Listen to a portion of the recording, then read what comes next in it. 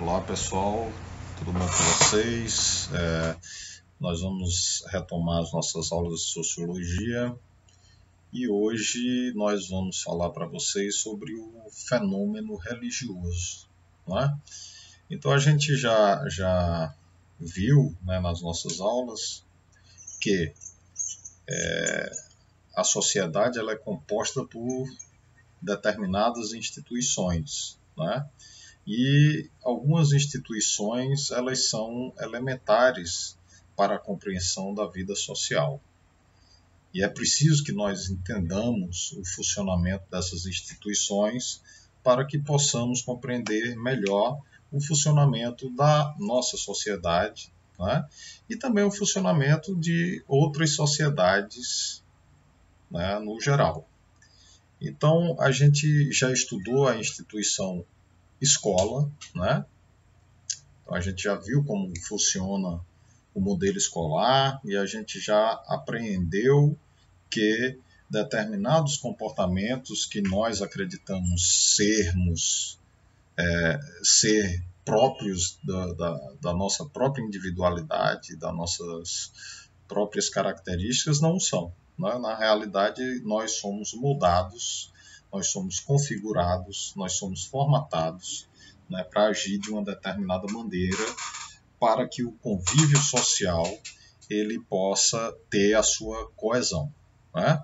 Então a escola ela tem esse papel de coesão social, né? Assim como a família também, que nós vamos estudar depois, e assim como principalmente a religião, que nós vamos estudar agora, né? E a gente já viu, né, que o Durkheim ele foi proeminente na elaboração desse conceito de uma escola que fomentasse os elementos morais e éticos que dariam a coesão à sociedade, né?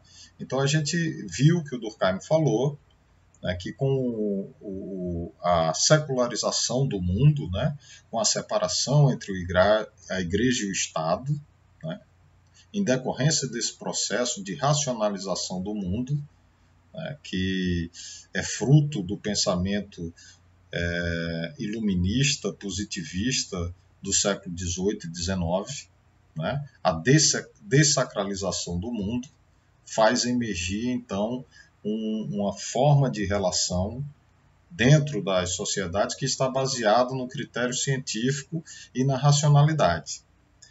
Mas o próprio Durkheim alertava, né, que as sociedades anteriores elas eram regidas por rígidos códigos que tinham a sua essência retirados do sentimento religioso. E esse sentimento religioso e esse código que vem da religiosidade era proeminente na manutenção da estrutura social.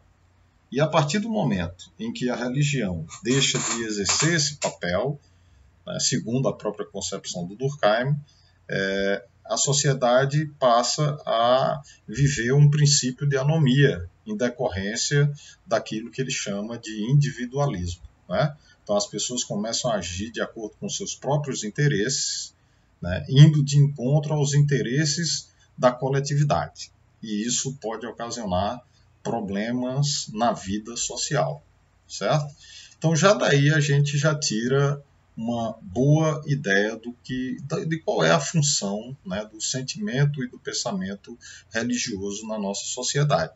A gente vai usar muito Durkheim, né? Então o Durkheim escreve um livro que é fantástico, né, que é um calhamaço, ela tem 550 páginas, né, chamado As Formas Elementares da Vida Religiosa, de Vida Religiosa. Nesse livro, o Durkheim ele vai tentar compreender o que possibilitou o desenvolvimento do sentimento religioso nas sociedades, né? Então ele vai buscar, através de um diálogo com a antropologia, né, com os antropólogos, tentar conceber a religião que ele considera mais primitiva, né, para, a partir do estudo dessa estrutura, dessa religião que ele considera a mais primitiva, conseguir entender de onde surgiu esse sentimento, essa necessidade de representação religiosa que caminha com o ser humano desde os seus princípios, né? Que é essa inquietação filosófica que os gregos já tinham, né? Que a filosofia já trazia, e em certo momento o Durkheim enuncia, né? Que se a filosofia ela se traz questões que são da religião, é porque em certo momento a religião exerceu o papel que passou a ser da filosofia na construção de um cosmos, de uma explicação de mundo para aquelas sociedades, né? Então a filosofia ela ocupa esse espaço para dar uma explicação religiosa, aliás, para dar uma explicação científica, né, dos fenômenos, das inquietações que acompanham a humanidade desde os princípios, né? De onde viemos, para onde vamos, quem somos, né? O que significa a vida, qual o sentido da vida. Essas inquietações são inquietações filosóficas e são inquietações religiosas. E as religiões, elas, em certa medida, elas tendem a responder e a organizar esse cosmos de forma a dar sentido às nossas vidas, né? Então nós vamos ter essas leituras, né? Voltando para isso aí, antes que eu esqueça, a religião que o Durkheim atribui ser a mais primitiva, né? Entre aspas aqui, é o totemismo. E a gente vai ver um pouquinho sobre o que trata o totemismo, né? No livro de vocês aí, vocês vão ver uma citação do Durkheim sobre o que é o totem, né? Que é uma representação, né? E pode ser na forma de animal ou de planta, né?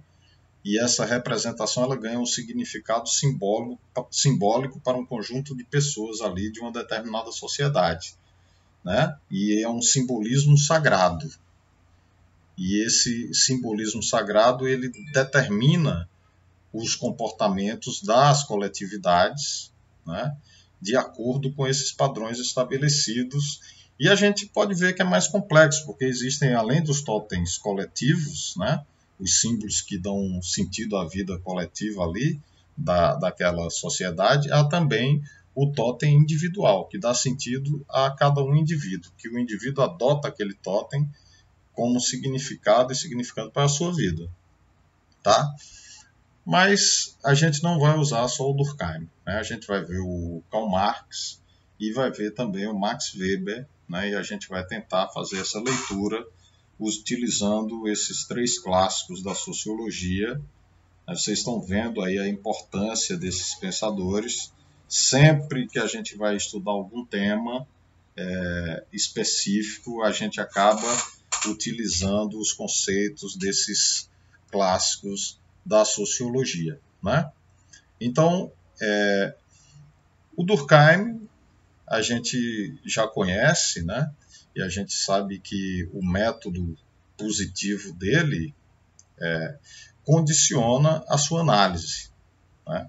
Então, o Durkheim ele tende a pensar a sociedade como um organismo e como esse organismo ele pode encontrar mecanismos para funcionar adequadamente, não é?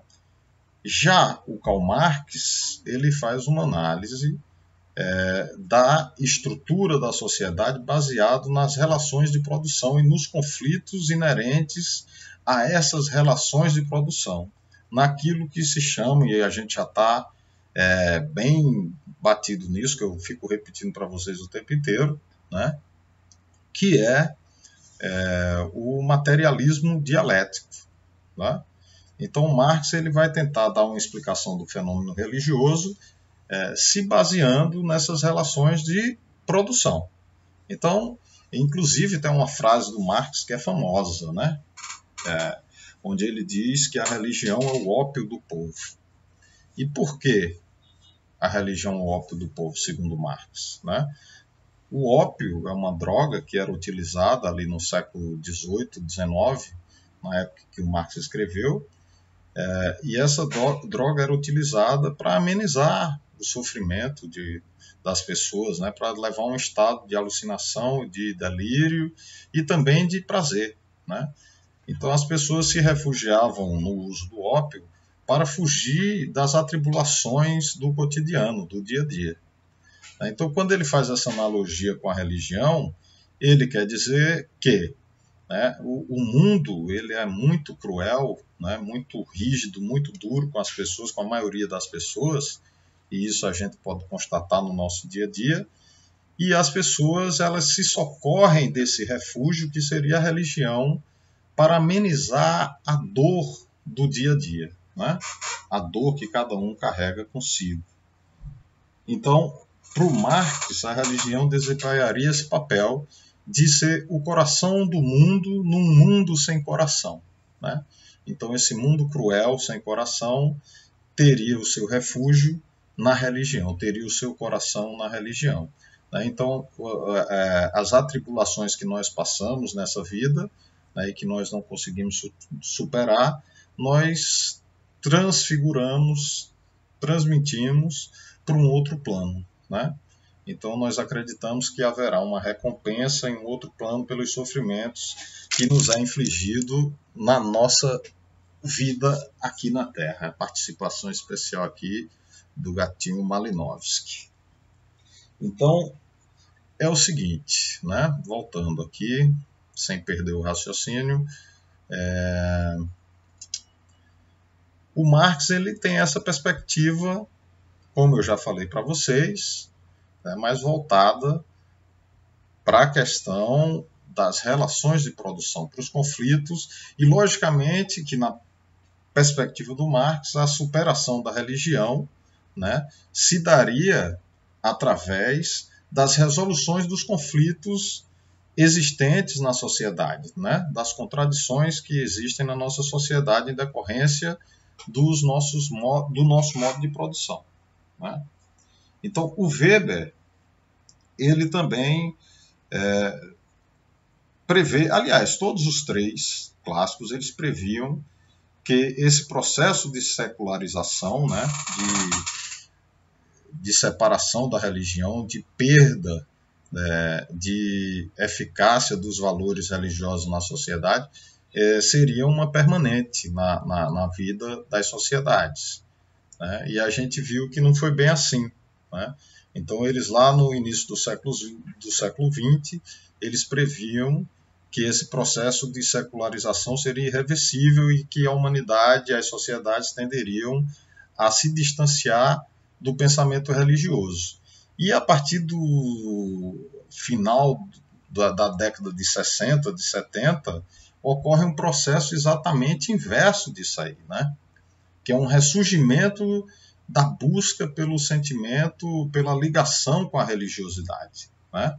Então isso é muito materializado em movimentos, especialmente na Europa, nos Estados Unidos, de contracultura, né, dos hippies e outros movimentos que surgem lá e que buscam se conectar não só com as religiões que são próprias ali da Europa, mas também com as religiões do Oriente, especialmente com o budismo, com o hinduísmo e etc. Então essa influência do orientalismo é muito forte nessa tradição aí, né, de resgate do sentimento religioso, né?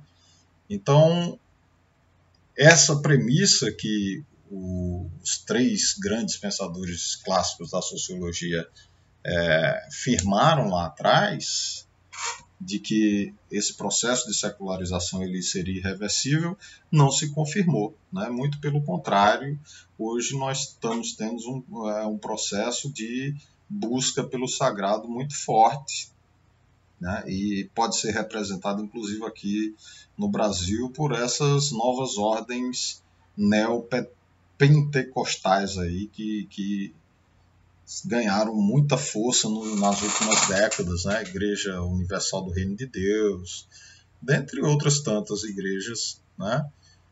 Desse cenário neopentecostal aí, né?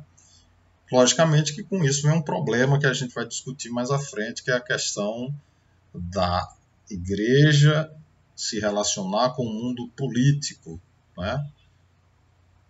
E aí a gente vai ter um outro problema que a gente vai ter que tratar, né? Mas não nesse momento. Talvez lá para o fim da aula a gente dê uma pincelada nisso aí, mas a gente, num outro momento, a gente vai se deter nisso de uma forma mais aprofundada, certo? Então, voltando aqui para o Durkheim, né? O Durkheim, ele, como eu falei para vocês, ele tenta, né, fazer uma análise do que seria esse sentimento religioso nos seus primórdios, na sua forma mais primitiva, né? Lembrando, mais uma vez, que essa influência da escola evolucionista da antropologia, ela é muito forte no pensamento de diversos pensadores e não é diferente no Durkheim. Embora ele faça suas críticas, mas ele tem uma certa influência dessa escola e ele dialoga, né, com esses pensadores aí da antropologia, tá? Então vamos lá.